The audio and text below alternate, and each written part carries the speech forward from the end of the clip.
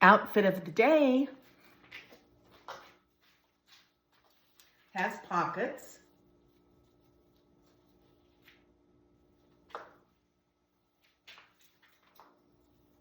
Elastic here, elastic here.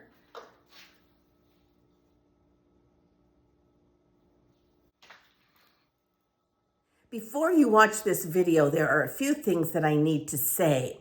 I finished the video and I was sitting over on the couch editing it, and I thought, I kind of stopped in the middle and I thought, oh, I need to say a few, oh, I wish I had said this. I wish I had said that. So I'm going to say it now. The figures and the budget, the topics and the figures to what I'm going to talk about are very close approximations. They're not to the penny. And I also may have forgotten some things. I realize that my budget is not your budget.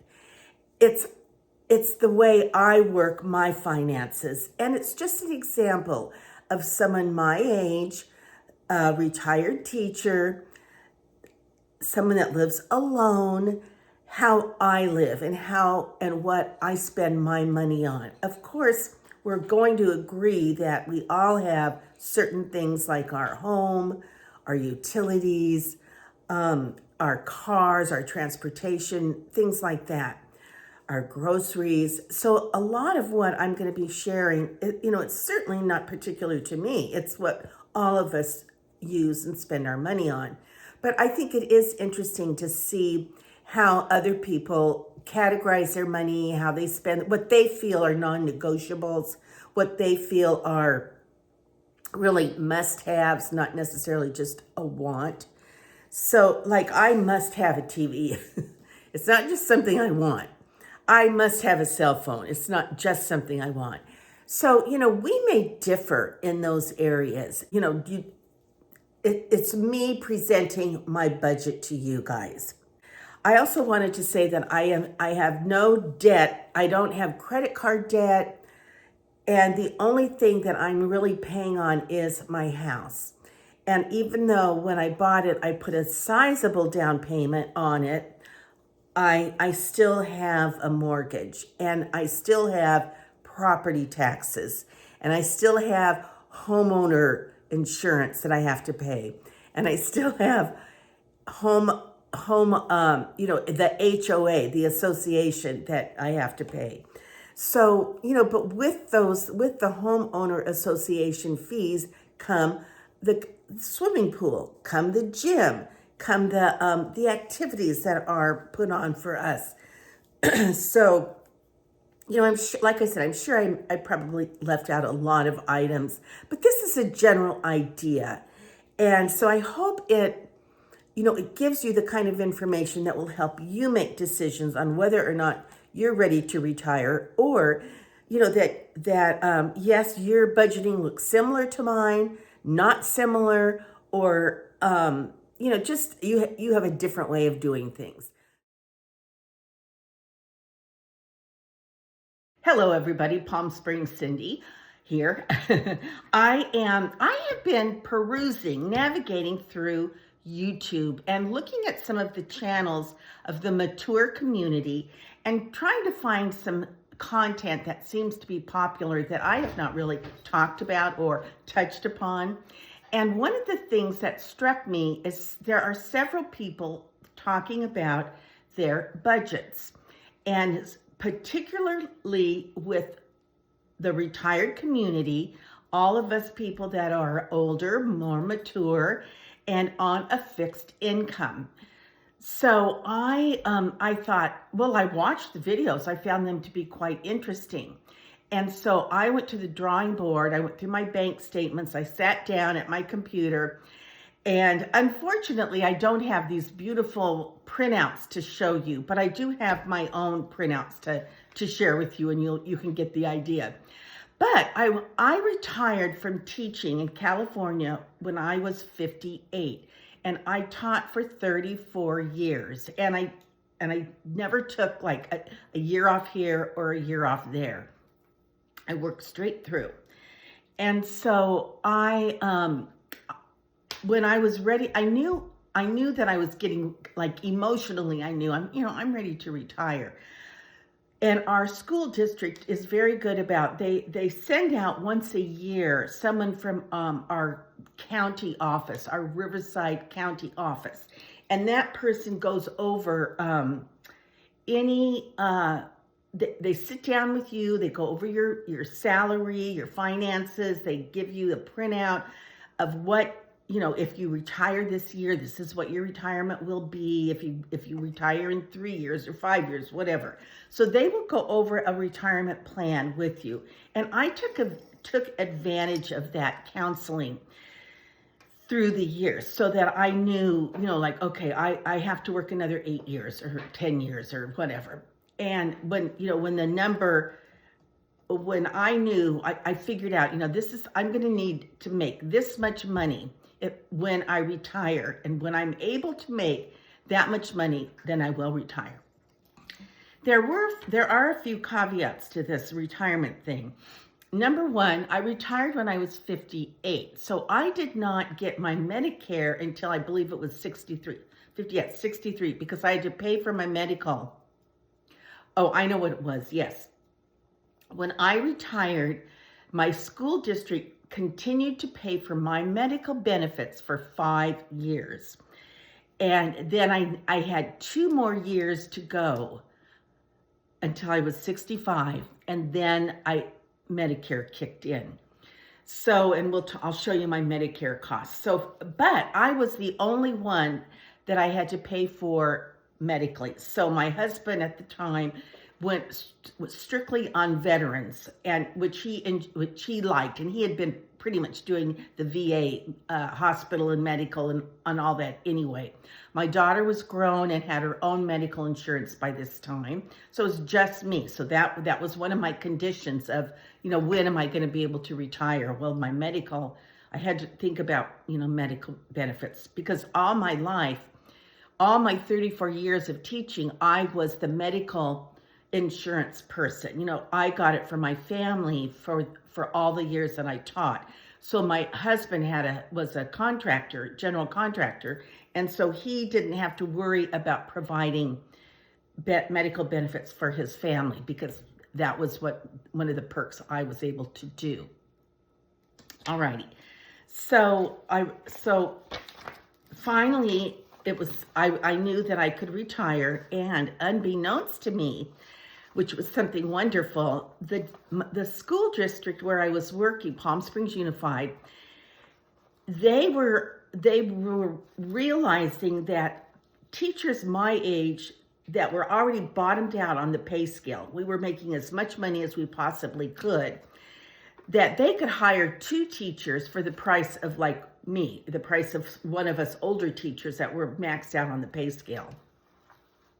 So they were giving incentives for the older teachers like myself to retire. However, when I would go to my retirement meeting, the counselor would say, and this is what gets you, if you work 1 more year, you'll bring home another $500 a month.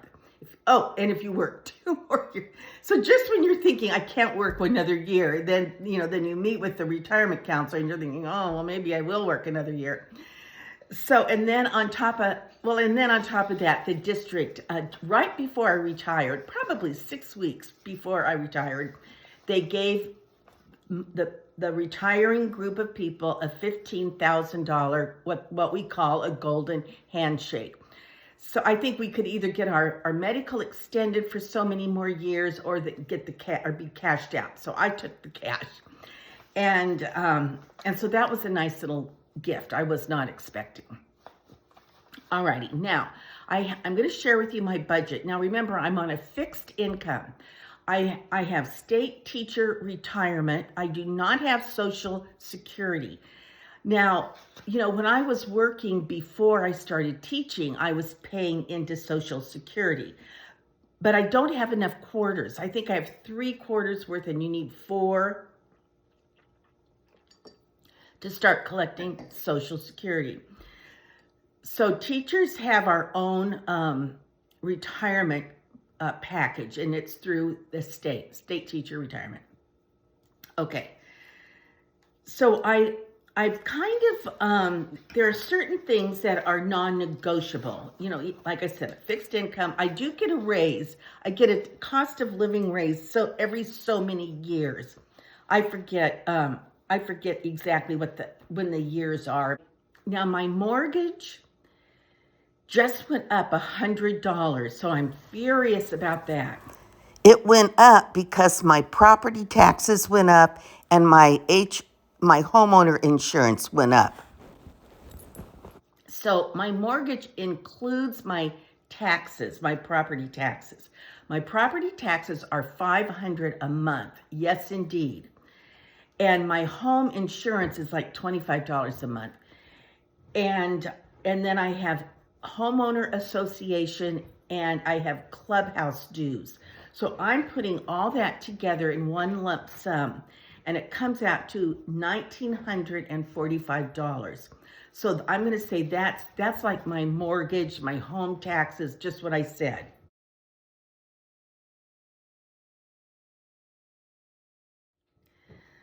That's what puts the roof over my head. Then I have to pay into Medicare, and it was $175 a month, now it's $185 a month.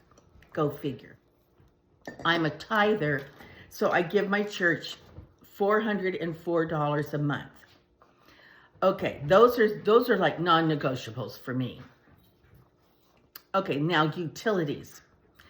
Gas, water, electric. Comes out to about $161 a month. Gas is like $16, $13 a month. My water is like $45 a month. And my electric it varies. It's like $70 a month, but then in the summer it goes up to $250 a month, maybe even $300. So, but I've averaged it out to like $100. So utilities about $161 a month. Okay. And that's non-negotiable. I have to have water, I have to have electricity and gas for my stove and things. Okay, then I have my television, my internet, and my cell phone. I put those in one big bundle because I personally have to have a television, I have to have a cell phone, and I have to have internet. So that comes out to about $228 a month. My Spectrum, my TV is $148 a month. My internet is $78 a month, and and that's combined with my cell phone. All right, and I have to have that. Okay, now I do have someone that comes in and cleans the house, which I don't have to have. I could do it by myself. And I do have someone that does the backyard for me. And like push come to shove, I don't have to have him. But I was doing my own yard for about 9 months, 6 months-ish. And I could not stay on top of it. It was way too much work for me. There's a lot of foliage out in my backyard. Keeping that all trimmed and raked and everything, it was too much. So I did hire someone, and he comes every other week, and I pay him $80 a month. And then Melissa, who comes to clean my house, I pay her $120 every time she comes. And when she's here, sometimes she brings another person with her, and she cleans this house from top to bottom. I mean, she cleans the ceiling fans. She cleans the light fixtures. Of course, she mops. She does not do laundry, but I don't want her to do the laundry. But she changes the sheets on the bed. She'll do that. She'll do anything. In fact, she's coming tomorrow to paint my patio furniture. I started painting my patio furniture, but it was too much. It was too heavy for me to lug over to the tarp that I did paint one item, but I thought I'm going to end up hurting myself. So she's coming tomorrow to finish that. Okay, so now Melissa comes for sure once a month, sometimes twice a month. So I have a question mark there. $120, maybe that's 2 times a month. It just depends. Okay, my car gas, I hardly ever drive. And today I filled up my tank, and it was only like $54. I couldn't believe it. Normally it's like $85. So I really probably fill my tank up once a month. But if I'm driving to like if I go to my sister's or whatever, then I'm filling it up an extra time. So I have budgeted $120 a month that's like 65 and 65-ish. And then, okay, groceries. I don't cook.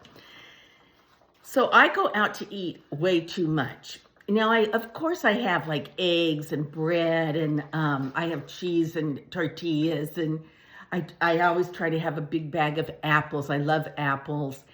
And I have oatmeal and soup, and I have frozen chicken thighs and frozen chicken tenders.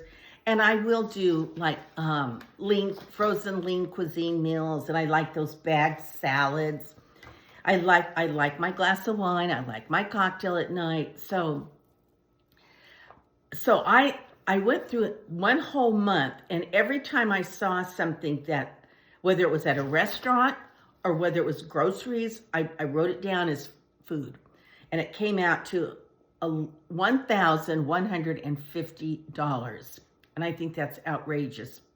But a lot of that is entertainment. Like today I played bridge, and then, we went to a restaurant, we all had lunch, we played bridge. Well, my lunch was 40. By the time you have a glass of wine or even a soda or a cup of coffee, and then you leave a tip. In fact, I'm remembering I left my doggy bag in my car. Then, it's at least $45, $48. I spent $48.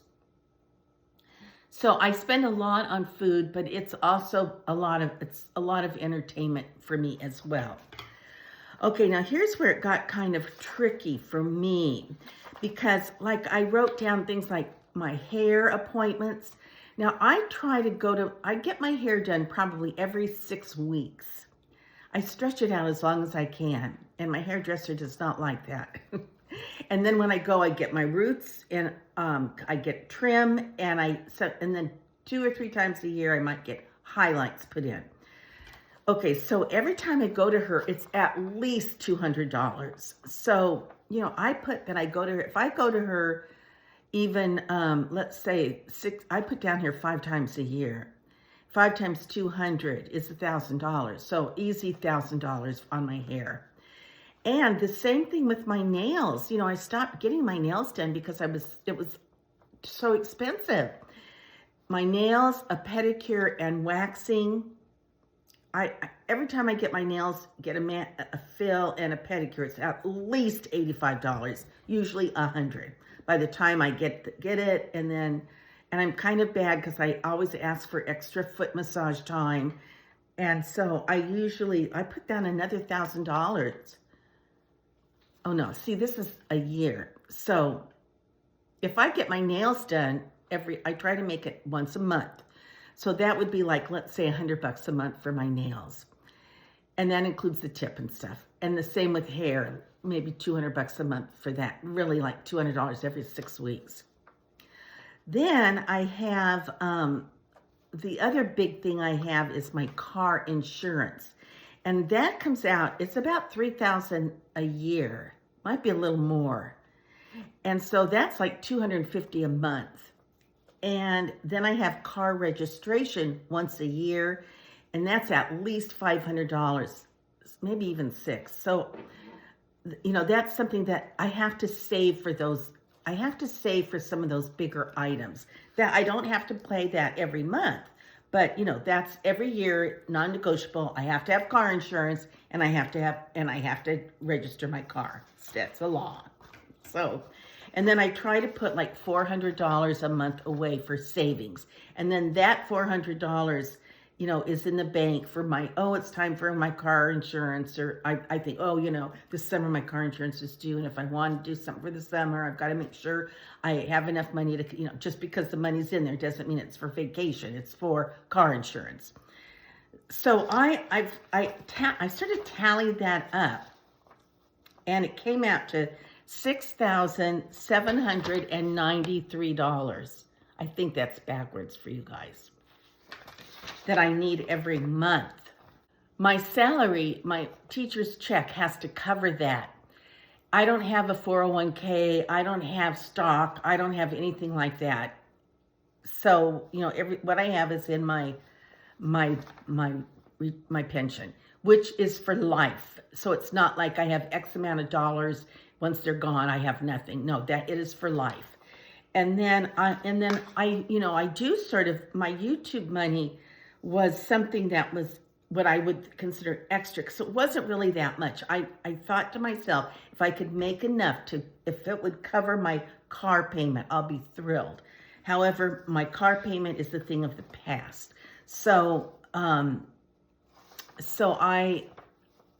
my YouTube money, you know, what I'm trying to say is, I don't want to rely on YouTube money for part of my budget. However, I have started to do that. And so, but some months it's not much, some months it's much more. And I did make a video on that. So I know I can rely at minimal for about $1,000 a month on YouTube. Sometimes more, sometimes less. So it just depends how many videos I put up, how many of you guys watch. And like I said, I have a whole video on that, and I show you everything, like how it's all broken down. All right, you guys, that is the nuts and bolts of my budget. You know, I'm single, ready to mingle. I know. In fact, I was having dinner with Eric tonight, and I told him, you know, I said I kind of wanted to do a video, and I had been thinking about budget, and he said, you know, Cindy, not everybody has your budget. And I said, well, I know. Some people, you know, budget might be X and others might be Y. This just happens to be my budget. And for someone that is my age, been retired for as long as I've been retired, and, you know, live the lifestyle that I live, I cannot do everything I want to do. I cannot buy everything I want to buy. Now, I know sometimes it seems like I shop a lot, and, you know, and I will say this, I don't live poor, that's for sure. I don't scrimp, but on the other hand, I'm not extravagant. You know, I don't go out and spend hundreds and hundreds of dollars on an outfit or on shoes or things like that. I enjoy just shopping on Amazon or going to Marshall's or TJ Maxx or whatever. You know, I think they have cute things and they're fun, even if you don't buy anything, just to window shop and look at the cute things they have available. Okay, you guys, that is my budget. So what about you? You know, if you have questions or you want to chit chat, let me know, because we can do that. All right, P.S. I love you. Mwah. And until our next conversation. Bye-bye.